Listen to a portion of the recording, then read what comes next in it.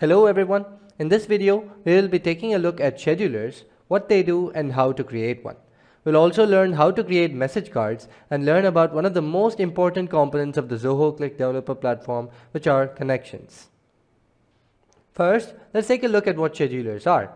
Schedulers, as the name suggests, allow you to schedule tasks so that they are executed automatically on a daily, weekly or monthly basis. They improve your work efficiency by automating your repetitive mundane tasks. Want to share user analytics for your website visit to the team or get daily news updates right into your chat window? Don't worry about it, schedulers got you covered. They are best suited for displaying stats, summaries and reports. To know more about schedulers and how they work, let's try creating a scheduler.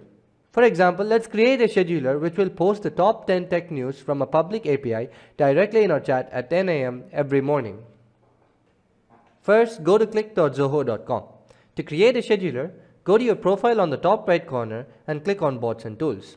This will show all the internal components of Cliq. Here, go to Schedulers and click on Create Scheduler button. Enter the name of your scheduler here. Since our scheduler is going to bring us tech news daily, we're going to name this as Tech News. Enter the description of your scheduler for other users to understand what the scheduler does. Let's set the recurring period as daily and the time of execution as 10 a.m. Now click on Save and Edit Code.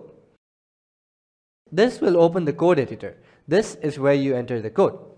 Before that, let's change this floating chat window to display the chat that we want, which is Zilker Marketing.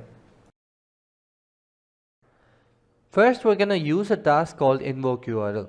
This task is used to connect with REST APIs through Cliq. Let's store the values in a variable called news.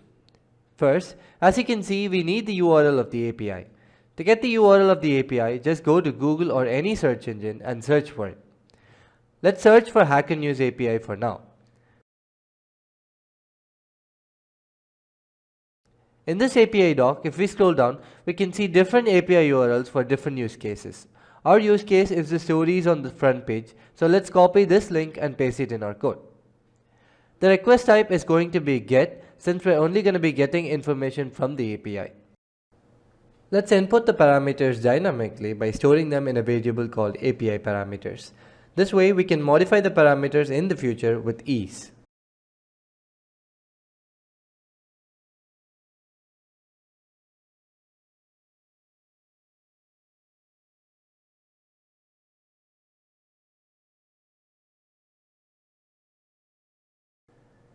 Now let's use the info task. The info deluge task is a debugging statement which, when executed, displays the value that is present in the variable.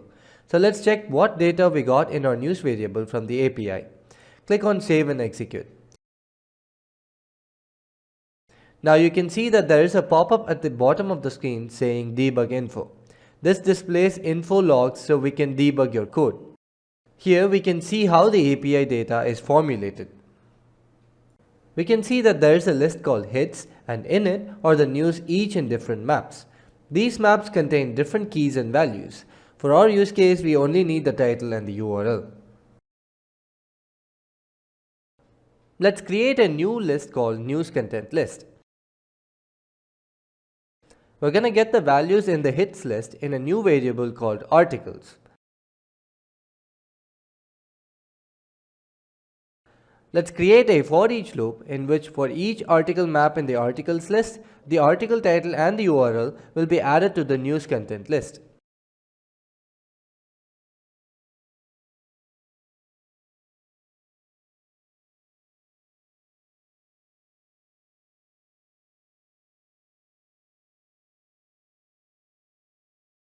Since we only need 10 news articles, let's create a new variable called I with the value 1, which will iterate for each loop, and an if statement which will break out of the loop when the value of I exceeds 10.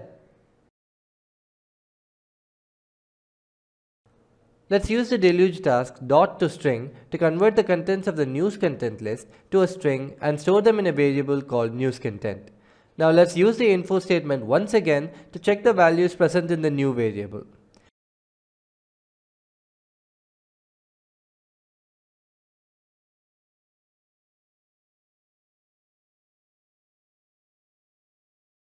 To post this in a channel, we're going to use the post to channel deluge task.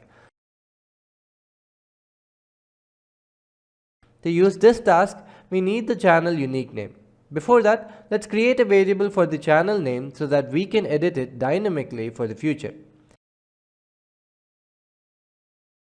To get the channel's unique name, click on the profile picture of the channel and go to connectors. Here we can just copy the unique name of the channel and paste it in the code.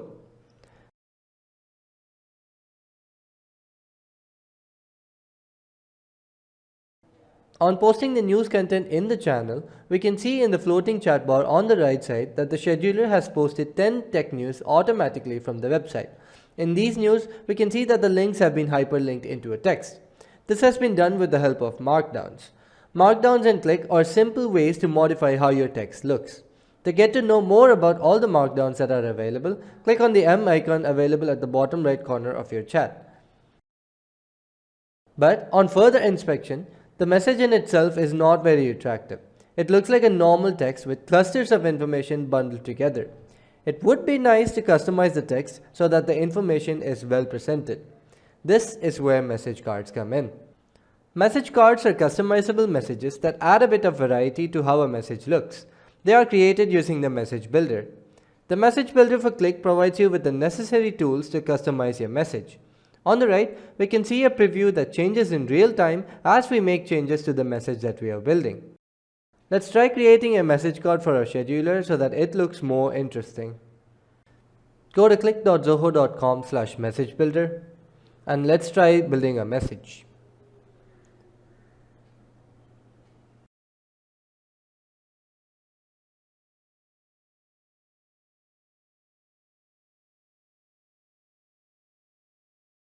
I'm going to create a text component because I'll be adding each article as a text component. Here you can see on the right side that the preview changes automatically in real time as I make changes to the message that I'm building. But this isn't the only advantage of using Message Builder. You can also get the JSON of the message that you built here. In the JSON, we can see that the text component in which we'll be displaying our news is built as a list with a map containing the keys, type, title, and data. So we need to create a list with the news in maps. So let's go back to the code. First, let's declare a list called news items. In the for loop, we're going to get the title of the article in a variable called title and the URL in a variable called URL.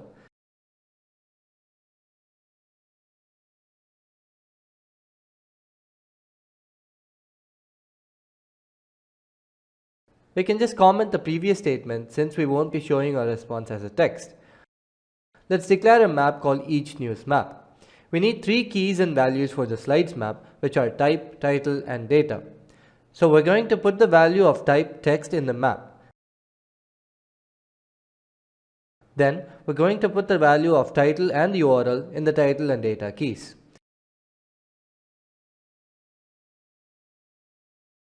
To add the map to the list, we'll use the .add function. Remember that it's .add for list and .put for maps.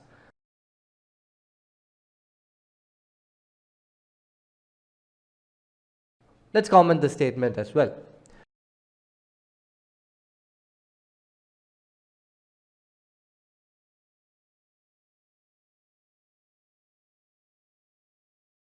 Now let's go back to the message builder and copy the JSON. In the code, let's store this in a variable called newsCardMessage. Since we already have the list ready, we can just replace the list with our news items list. Let's use the info statement to check the values just in case.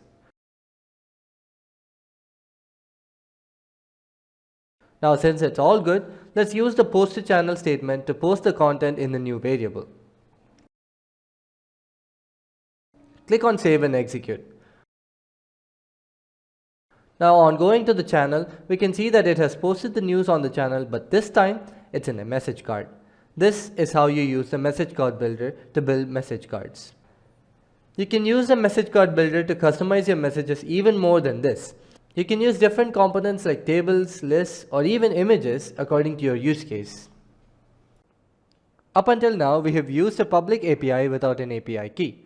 Now, we will see how to use an API with an authenticated connection. An authenticated API will have permission to access your files from a third-party app. This process is effortless in Cliq thanks to connections. Connections are one of the most important components of Cliq. Cliq supports default connections with almost 90 services. It also supports custom connections to other apps that are not listed in the default service. Let's say we have an account in Todoist, a task management app. Here you can see that we have all the pending weekly tasks for the marketing team. Instead of having to look at it and check with the team manually, let's create a scheduler with a connection which will access our Todoist account and post the tasks in our weekly marketing channel. To create a connection, we have to go to the Bots and Tools menu again. The Connections option is at the bottom left. In the Connections menu, click on Create Connection. Since Todoist is already supported as a default service, we can just search for it in the default services and select it. Now let's enter the connection name. The Use Credentials of Login User option lets other users access their own accounts if they use your connection. Choose the required scopes and click on Create and Connect. It should be noted that the user must authenticate the connection when creating or executing it for the first time to allow it to access their data. Now, since our connection has been created, let's create the scheduler. Now let's create a scheduler like before, but this time let's make it execute weekly at 4 p.m.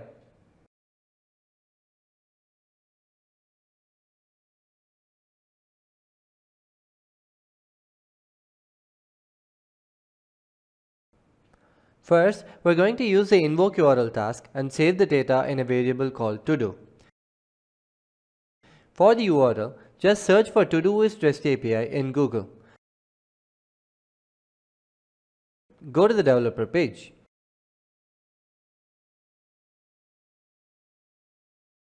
Since we need the API for the active tasks, let's copy that URL and paste it in the code.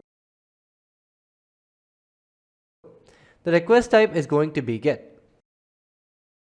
We have a connection, so type in connection and enter the name of our connection.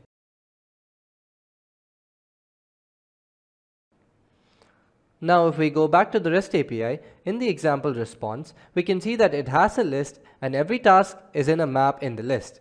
So let's go back to the code and first declare a list called task list. Let's create a variable called I with the value 1 for iteration. Let's create a for each loop to get the values in the list in a variable called task. In the loop, let's declare a map called task map to store the data present in the map. Since we only need the tasks present in that particular weekly marketing project, we're going to make an if statement that gets only the tasks present in that project. You can get the project ID from the URL in the Todoist web page.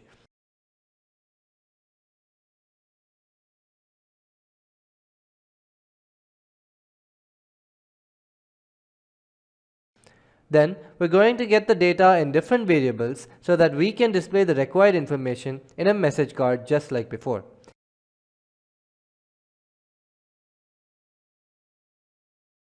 This is just like the second example, and we're just creating a list and we're going to add the maps to the list.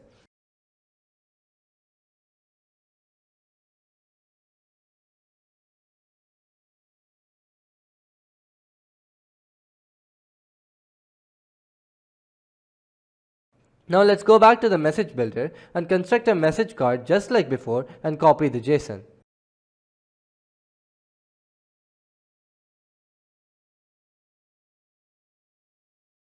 Let's store this JSON in a variable called response and replace the slides list with our task list dynamically.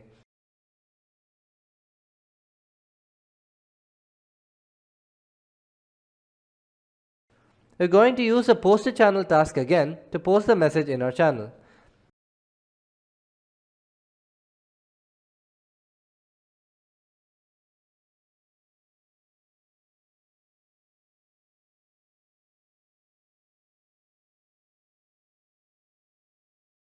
Now click on Save and Execute. Now you can see that the scheduler has posted a card mentioning all the pending tasks that the team hasn't done that week. So we've successfully created a scheduler with connection that is linked to our Todoist account. That is all for this video. Thank you for watching, and I hope you got a clear idea on what schedulers, connections and message cards are and how to use them. Please hit the like if you found this video informative and stay tuned for more.